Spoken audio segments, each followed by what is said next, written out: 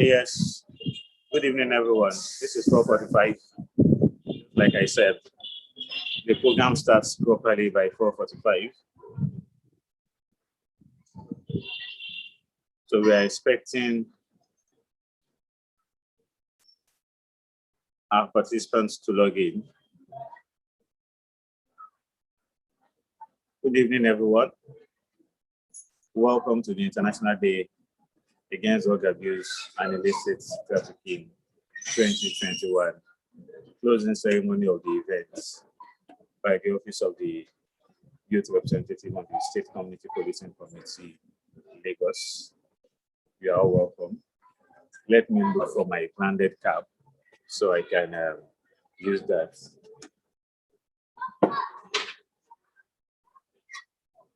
Although I don't know what my cap will look like or what my face will look like in the cap, if it wouldn't be too dark.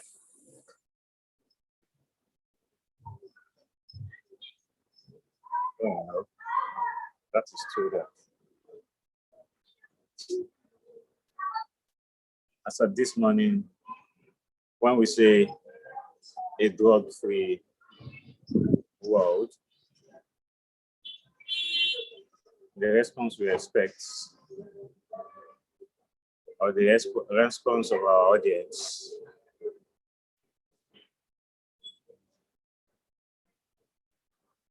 is choke, is stop the danger.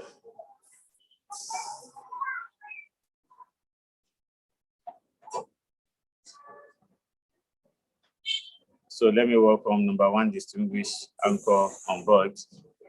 Welcome, Joshua. Hello, Joshua, welcome. Yes, good evening and thanks for having me. Yeah, welcome everyone. Good evening, this is Nifemi Joshua. Joshua, right now the stream has been connected to YouTube. So you can also be seen on YouTube. We are expecting our first guest in very soon. She's been communicated and she has agreed to join us almost immediately.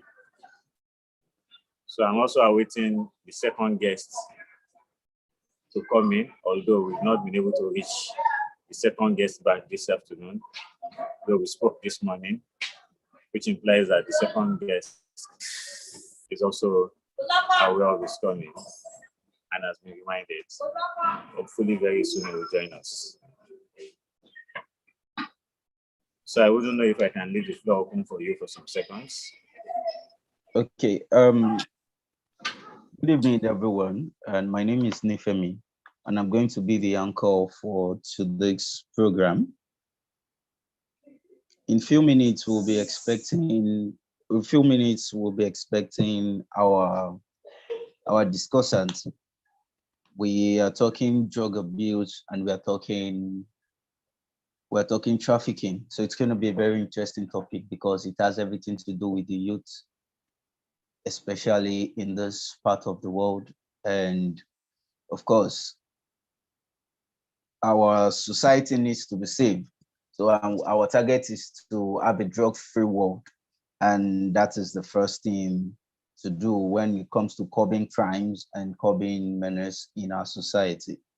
So while we wait for our discussants to join us, I don't know if, I'm sure we are being watched live on YouTube also. So if we have people on YouTube that want to drop a point or two in the course of this conversation, kindly do that. Do not hesitate. We will be picking your point and also we'll be, discussing it here also. So let's just wait for a few minutes while they join us. Thank you very much. Thank you very much, Nifemi. Truly, our first speaker has joined us. Dr. Aziza Yishao has joined us. And she is our first speaker. And she will be speaking on drug abuse. I would leave that to you to take charge from here. Yes, thank you so much. Good afternoon. What you are doing. Uh, Okay, Nifemi, can you come up and take up the anchoring so I can get some logistics fixed up? Oh, okay. Thank you. Yeah. So I want to say special welcome to one of our discussants, Azizat. Thank you for joining us. And also we are looking and we are hoping to learn from you as you share from your wealth of experience and also knowledge. As a young person in Nigeria, and of course, it will be very unfair if we say that we are doing well when it comes to the drug-free world. We obviously aren't doing well at all. And we will also be sincere with ourselves by saying that we have a lot of young people in this country as we speak, and of course in Africa generally, that are going into, they are extremists when it comes to drugs, illicit drugs to be precise. It's terrible, from our schools, from primary schools to secondary schools, and the higher institution is nothing to write them about. So this topic, this conversation is very timely, and we are hoping to learn from you. So, Azizat, so let us just give you the floor so we can start from you, while you engage us, and of course give us statistics on what is happening in the country, especially using our country as a case study when it comes to drug, and how drugs have really messed up our society, increased the crime rates, and also, contributed to the menace in the society as we speak. Azizat, you have the floor. Thank you. yes, thank you so much, Joshua, for your time. And I know that this platform is being recorded on other social media platforms as well. And Yes. I think that is a very fantastic and great idea. Meanwhile, I'll try as much as possible to speak passionate about drug abuse. I might not be able to provide accurate data, and I wouldn't speak about numbers because I wouldn't be able to defend those numbers as well. But then we've also drug abuse is a concern that both public and private stakeholders are taking as a point of focus for social development and social advocacy. So a lot of people are concerned about drug abuse and about the direct and indirect effect of you know the effect of drug abuse, particularly on young people as well. So I'll be speaking. I will starting to. I will start by defining some um, health terminologies about drugs, mention some few categories, and you just give a broader view of what drug abuse is. And so from a medical point of view, drug abuse is just referred to um, unauthorized unprescribed use of drugs, just to start with like that. So even normal available drugs that we use can be abused. And when you take these drugs or have access to these drugs that are unprescribed to you or not authorized to you by an health personnel, and then people use it particularly for non-medical purpose or use it to an extreme purpose as well. So we classify this situation as drug abuse as well. So when we talk about drug abuse, we're talking about any form of substance in an actual sense. So drugs abuse can be actual drugs that we have, can be other substances that are usually used for recreational purposes. So we have things like even alcohol can be considered as drug abuse. We have the normal or conventional drug substances that we know, such as marijuana, we have cocaine, we have opioid, and some other, um, narcotics. We call those group of special drugs narcotics that people have access to and tend to misuse those drugs as well. And we found out that those drugs have, an adverse effect or implication on those who consume them in such large amounts. So starting just like I've stated before, we talked about what drug abuse can essentially mean. So you could abuse a simple thing like your paracetamol. You could abuse a simple thing like your antibiotics. You could abuse a simple thing like your expectorants, example like cough syrup, and other drugs that might be normally on medication. You could abuse things like your analgesics, like your alabukun, like your uh, diclofenac. You have people come to you and say, "Oh, please, I want a stronger pain reliever. I want a stronger this. I want a stronger that." So coming to the scientific aspect, that okay, why would people, you know, what are the effects of this drug normally that would say, "Oh, people would want to abuse them or want to like say, okay, this is what we want to use," or request for them, or go through a lot of unsolicited means to get access to these drugs. So these drugs can be addictive, when they are taken in an unsupervised manner, in an unsupervised amount. So even your your uh, things like tramadol, you understand, these are drugs that, because of their way of function or their mode of function, they have access to what their mode of function have access to different parts of the brain, or some part of the brain that gives, while they are working to release some certain kind of symptoms, they also have an effect of providing a form of pleasure, you know, to a pleasurable feeling to whoever it is that is consuming those drugs. And by the time one consume those drugs excessively, it becomes what we call addiction. So even alcohol has the same effect as well. So you have people abusing alcohol. You have people taking extremely strong content alcohol, abusing it consistently. You have people who are addicted to some of the narcotic drugs that I've talked about, such as cocaine, such as marijuana. So because of the effect of these drugs on the brain, the pleasurable feeling that it gives, the feeling of ecstasy that it gives in such individual. If, like I said, if it is taken in an unsupervised, uncontrolled manner, such people become addicted. Now, because these drugs normally have influence on the part of the brain and the way addiction works, an addiction is an unreasonable attachment to anything. Your attachment, your strong likeness to that thing is unreasonable. An addiction can come, you can be addicted to food, you can be addicted to other forms of activities. So it becomes unreasonable. So for people who use or abuse narcotic or let me use hard drugs, let me use the word hard drugs because we also use hard drugs, they become addicted to the drugs.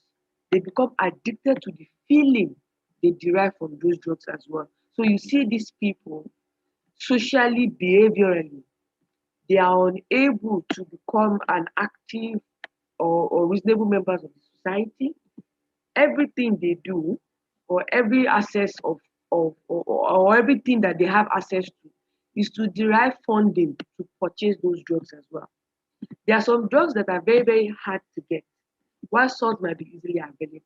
So things like tramadol are easily available. We have drugs that contain, we have explorant drugs that contain codeine, that when they have access to these drugs, you understand, when they take it, some of these drugs, they have to take it in large amount to get whatever feelings that they need. There are some drugs which you call hard drugs that, okay, people have, might be very difficult to have, you understand me? And so people go through a large extent, to access these drugs one way or the other. Now, we talk about what are the effects of, this drug addiction, or what are the effects of some of these hard or narcotic drugs. Like I mentioned earlier, these drugs have access to the brain. So we have physical and behavioral damage. So when you take these drugs excessively, especially I'll start with drugs such as marijuana, opioid, and cocaine, you have first challenge that some of these drugs, because they are not pharmaceutically endorsed, you understand, the content or the intoxicant content in these drugs are usually high. In fact, they are dangerously high, such that when people come and when you have scientists and you have pharmacists and chemists access the chemical content of some of these active drugs, you realize that they are very harmful to the body. So the first challenge that we have is that people that purchase these drugs are purchasing a high amount of what of highly toxic active content in this drug. I'll give you a typical example, just like alcohol. When you take your normal beer and your normal rum, they'll tell you 0 point something percentage of alcohol. If you take stronger alcohol, they tell you, oh, certain percentage of alcohol. And then for an adult, which have ability to discernment, and a thinking adult, you decide that, oh, I cannot afford to take this amount of alcohol, percentage of alcohol this excessively. But one challenge that we have with hard drugs such as marijuana, opioid, is that first of all, there's not a pharmaceutical content display about the amount of active content in those drugs, because those drugs are gotten illegally or illicitly. You realize that a lot of harmful content are mixed with those drugs as well. So at the end of the day, you have chemical content that are harmful to vital organs of the body, such as the brain. You have such as the kidney, such as the liver as well. So you have people purchase some of these drugs that contains that are a mixture of other harmful compounds that have not been pharmaceutically tested and made available, or that are the active content are available in such large amount that are unhealthy to the human body. So people who purchase this drug take this drug and then they take it in large amount. And this drug, like I said, both have physical and behavioral damage. So for physical damage, of course, people who have taken hard drugs, including cocaine, including marijuana and opioid, in the excessive and in the harmful, continuously harmful content, we realize that what they've undergone some systemic organ damage. So the brain itself, to start with the brain, which is one of their first area of action, you understand, gradually degenerates, gradually degenerates. And some of the reasons why it will gradually degenerate is that because of the addiction that people have, they will refuse to eat, they will refuse to have a social life, and so they continuously consume these hard drugs, and that is just like starving yourself. So to start with, aside from the fact that the content of those drugs are usually in extreme or in poisonous amounts, you now have this person that is starving his body, starving his brain from normal glucose compound that the brain needs to function very well. So gradually over time, when you check the when you do an MRI or CT of such people's brain, there's a gradual degeneration of what? Of brain cells. Also, organs such as the kidney and such as the liver as well are affected. So you have people, take for example, people that abuse alcohol at the age of 40 or at the age of even less than 40, they come up with serious liver diseases, they come up with serious kidney diseases as well. And over time, exposure to some of these drugs, like I said, will come toward gradual damage of what of those very, very vital organs as the case might be. So you have young people in dialysis, you have young people in the psychiatric ward, you have young people being unable to do what to carry out daily normal function because these drugs already having a physical damage to their what vital organs. Now to talk about the behavioral damage, like I said, the effect or the end effect of this drug is on the brain. And the brain is like the processing unit. You understand? It's responsible for our logic, it's responsible for our everyday behavior, it's responsible for our decision and actions as well. And so, take for example, these drugs that they have an ecstasy effect, have a pleasurable effect, have the word we use is we use high, I'm high.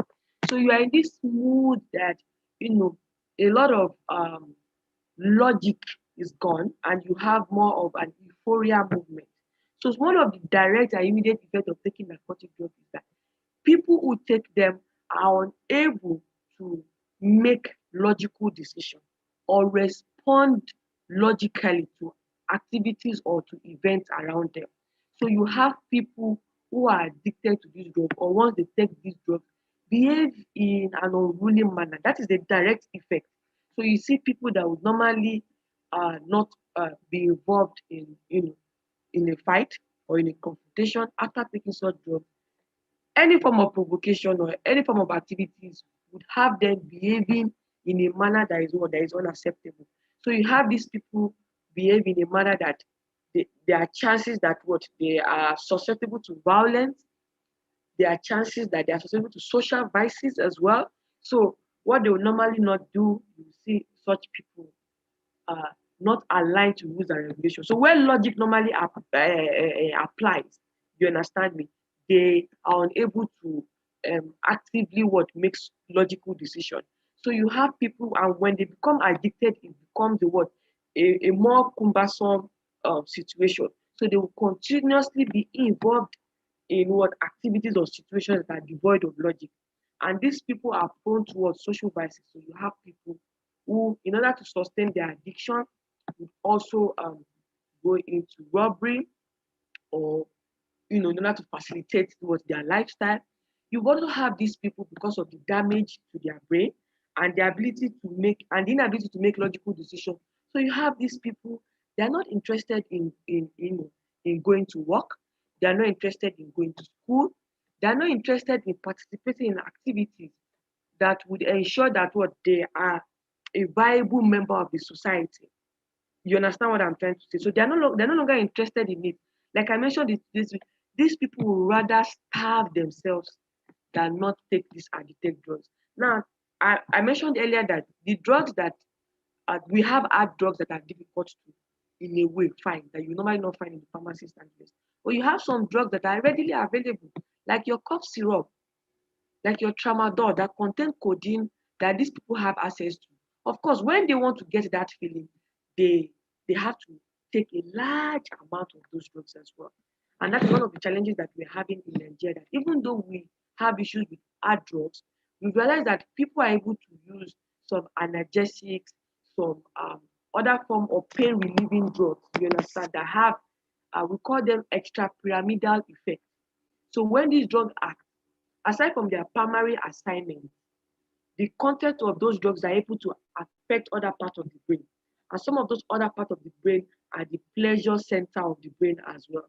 So people are able to go to any pharmacist, access these drugs without even prescriptions and the rest, and are able to abuse them to a very large extent as well. So, like I was mentioning, so these are some of the behavioral effect of drug abuse. Now, drug abuse is a social menace because anyone can be trapped in it. You understand what I'm saying? Down from secondary school, even down at this age now, we're having report of primary school students. I was trying to look through my files. There was a video that was being shared about 2 months or 3 months ago about a group of young people, you know, experimenting with these drugs as well, and uh, um, experimenting with these drugs, and one of they had all colors of drugs. They called it all sorts of names, and they were mixing a lot together. And from one moment to the other, the next few seconds, one of their mates they slumped and died immediately. And that is because some of these drugs that we take have an effect on the heart. So we take some of these drugs, they make the heart, you know, pump faster. They make the heart work faster than it used to be. And some of the people that consume this drug suffer from what we call cardiac arrest as at that point in time. And then some of these drugs do not necessarily have to be an immediate effect, or situation. It can be a continuous accumulation of some of these toxic substances as well that may eventually affect the heart, affect the kidney, affect the liver, and then to a large extent what affects the brain as well as it accumulates, in the person's body as well. So at the end of the day, drug abuse has become a social menace because a lot of our young population are now involved in the tradition or in the culture of abusing drugs as well. And we have seen statistically the effect of young people, you know, in the culture of drug abuse.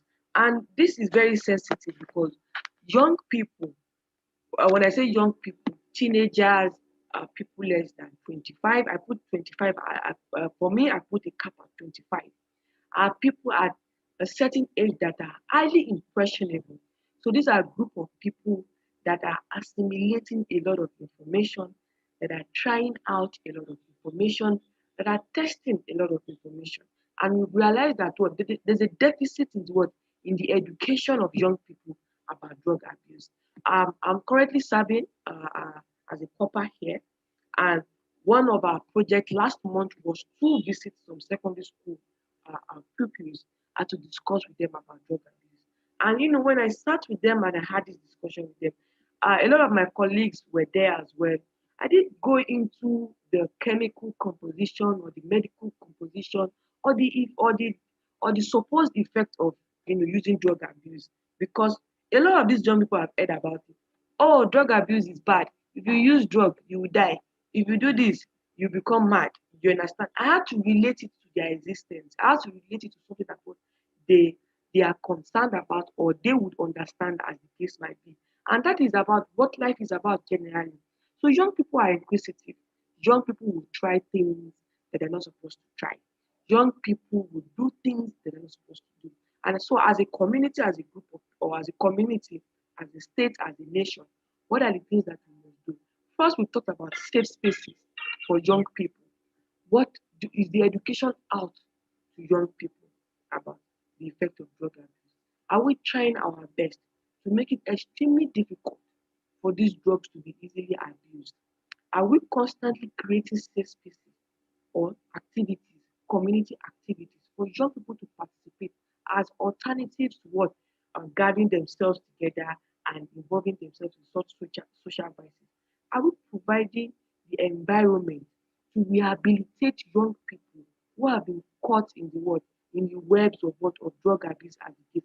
Are we providing the support that they need? Are we reinstating them back to the community, or rather than abandoning them as the case might be? So this is where I can stop. I'm very sorry. I have another form of engagement, but I could be back in the next 15 or 30 minutes. That is if the program will still be on. So thank you very much, Joshua. I'm done speaking.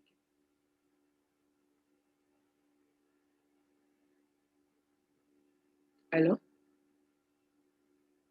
That was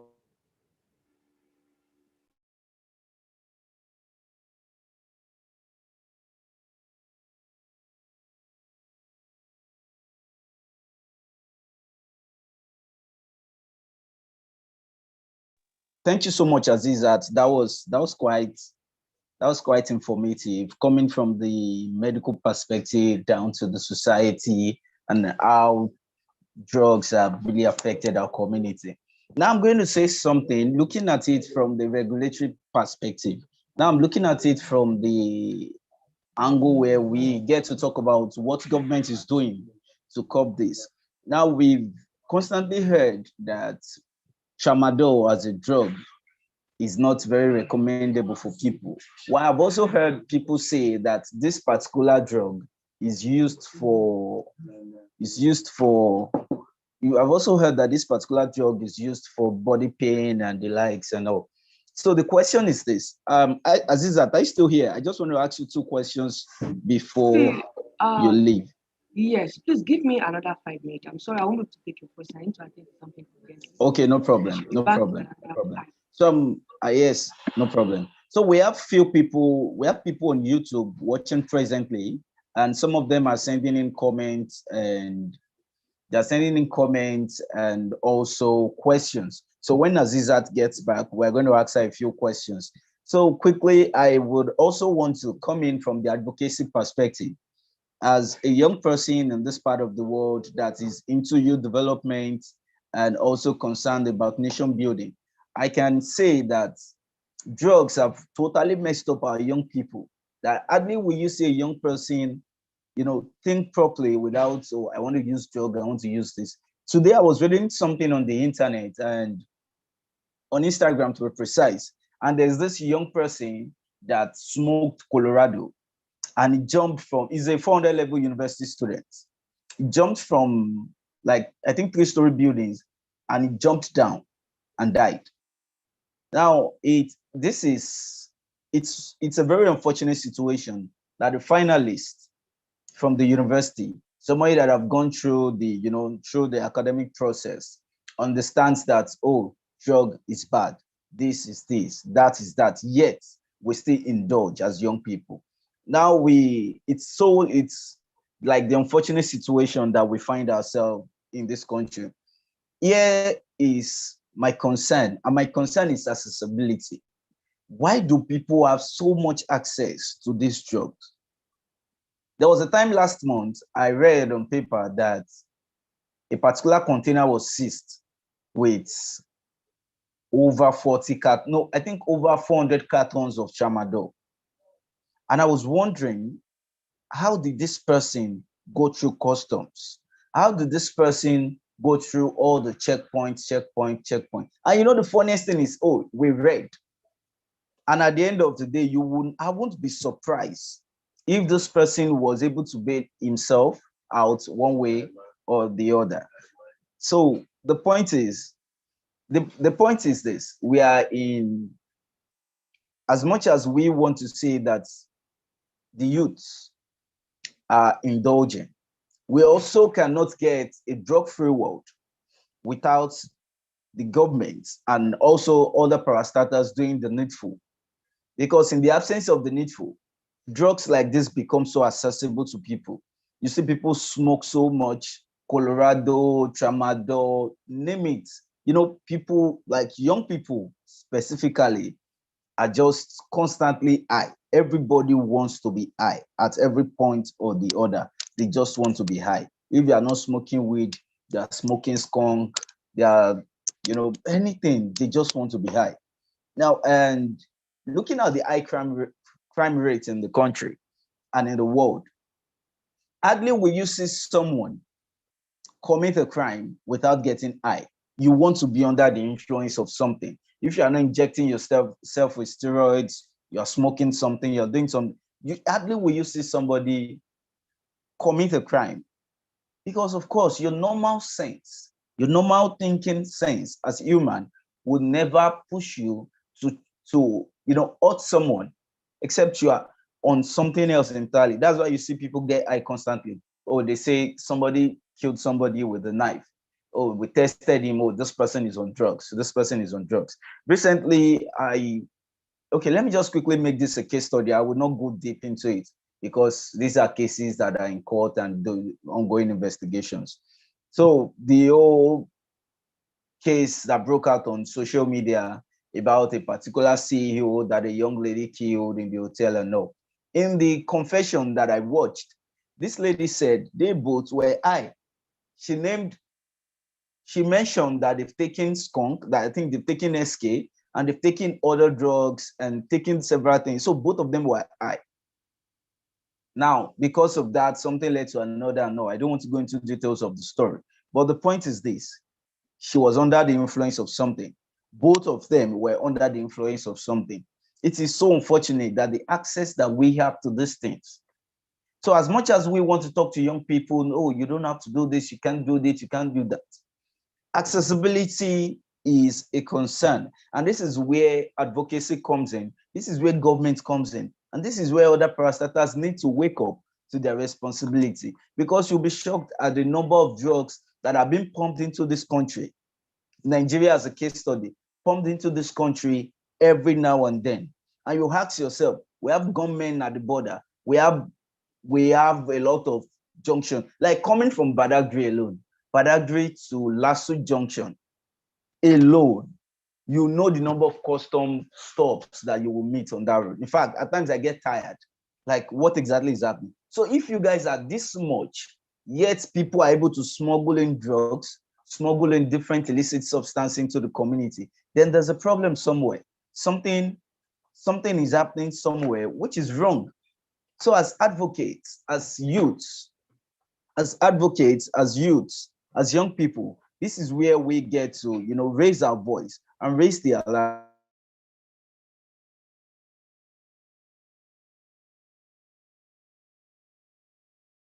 Beg the government and rise to their responsibility and do the needful. So quickly, I think we should be from YouTube now, because we have few participants on YouTube.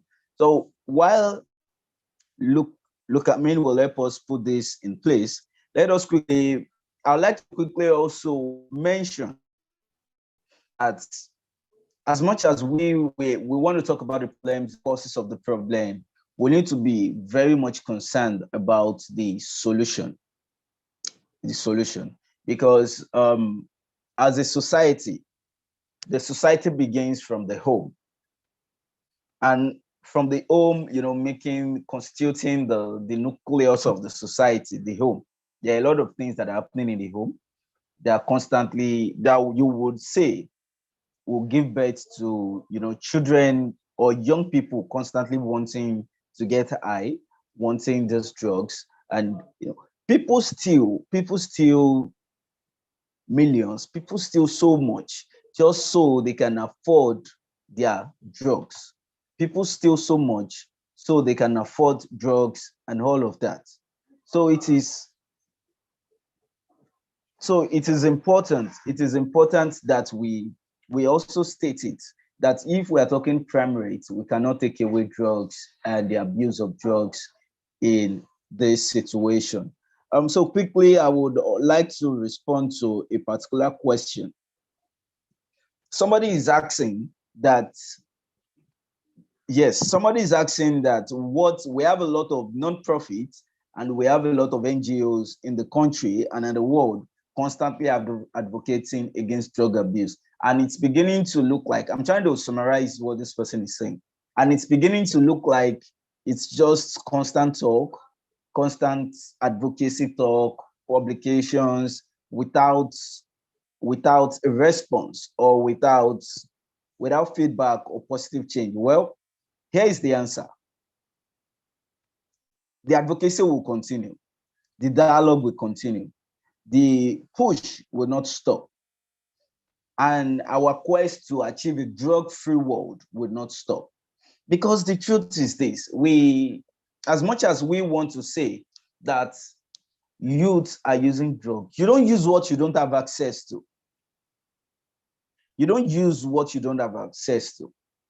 So the access is the problem. How do we cut the access? How do we cut the supply? When policemen are picking young people on the street, because they met weed in their pocket, they met tramadol in their pocket and all, some of these policemen take these things too.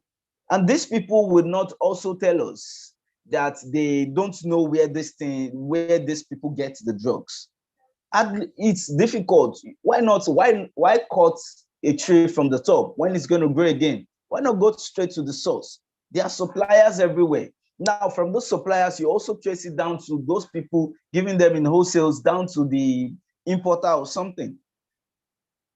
Fighting this drug, it's a long chain kind of thing, and it takes a whole lot of effort. And I know, and I'm aware, because I work with a lot of nonprofits as a youth advocate. So I'm aware that there are a lot of NGOs working in respect to drug abuse. I'm also very much aware that people are dialoguing, they are meeting stakeholders, and they're pushing, even in international communities, looking for ways to, keep our society sane.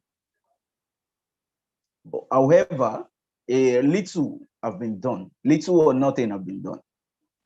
But we will not stop. Advocacy cannot stop, because we cannot get a crime-free society where the world is not free from illicit drugs. So I hope that person gets my answer clearly. Yes, the advocacy is going on. People are pushing, and we will not stop. We just need to, bring in young people like yourself asking this question, bring in more young people, and let us come together, partner with each other, talk about how best to work with our society and clamp down this, drug abuse, work with the police, work with law enforcement agents, and work with quite a lot of, agencies that would boost the push to make, to put a stop to drugs in our society. So Azizat will be joining us again shortly. And when she does, we are going to take 2 questions from Azizat. So we will wait for her in a few minutes. And I will also try to create other questions from the from other channels that we are sharing from. Just, we'll be back in a minute or two. Thank you very much.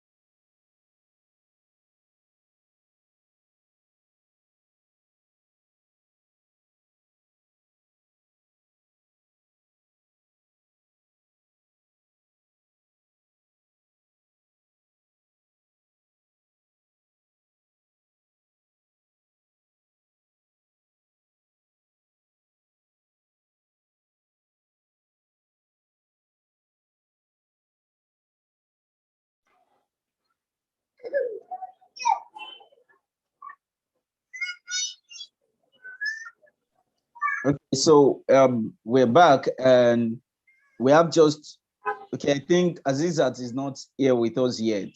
And of course, for the sake of time and for the sake of this program, I would also like to state finally that we, as a youth body, and of course from the office of the youth representative in the state police state community policing team, I would like to state that it is important that all other non-profits that are working in this thematic area also partner with the state policing committee so that we can work together on drug abuse, see how best we can work with every other agencies, because this is very important to us as a community. And if we want to achieve a drug-free world, then we need to start with our community. And how do we start with our community? We need to partner with each other, give ourselves necessary informations, and of course, work with the police and every other agency to clamp down drug in our community, starting from the user to the supplier to the distributor and all. Because if we can cut down access to these drugs, it's a win in the fight against drug abuse. So once again, I would like to say thank you to everybody for being part of this session. And I would also like to say that if you have further questions on how you can partner, how you can be part of how you can be part of this change that we are trying to drive in the community, how you can be part of this movement that is aimed at clamping down drug and also achieving a crime-free world, starting from a drug-free world. Just reach out reach out and we will pick it up from there. Ladies and gentlemen, I want to say a special thank you to you for being part of this program. Thank you very much. Hello. Thanks. And are you with me? Can you hear me, please? I'm with you. Yes. Okay, so we want to say thank you. Look, man, you want to give us final words before we end the program officially? Okay, thank you very much. I use this opportunity to appreciate everyone who has followed this program this far, particularly those audience we had online and who have been visiting from Friday to Saturday to Sunday and today Monday. I also want to appreciate all discussant contributors and participants who have participated in this program from Friday to Saturday to Sunday to Monday. Let me mention a brief amongst them: the Chief Imam of Lagos, His Excellency, His Eminence, the Chief Imam of Lagos, Sheikh Sulaiman Oluwatoyin Abu Nola, the Chief Imam of Lagos. Thank you very much. We really appreciate you. Also, let me appreciate the Chairman of CAN Lagos, the Christian Association of Nigeria, Bishop Stephen Adegbite, our father in the Lord. We thank you very much. We really appreciate the opportunity you gave to us to participate in this particular program. Also, I will want to appreciate our distinguished discussants who participated in our discourse on Saturday, from Dr. Ekundayo of the Center for Citizenship and Leadership Training Center to Mr. Mahmoud Mohammed of the Director at the Federal Ministry of Police Affairs.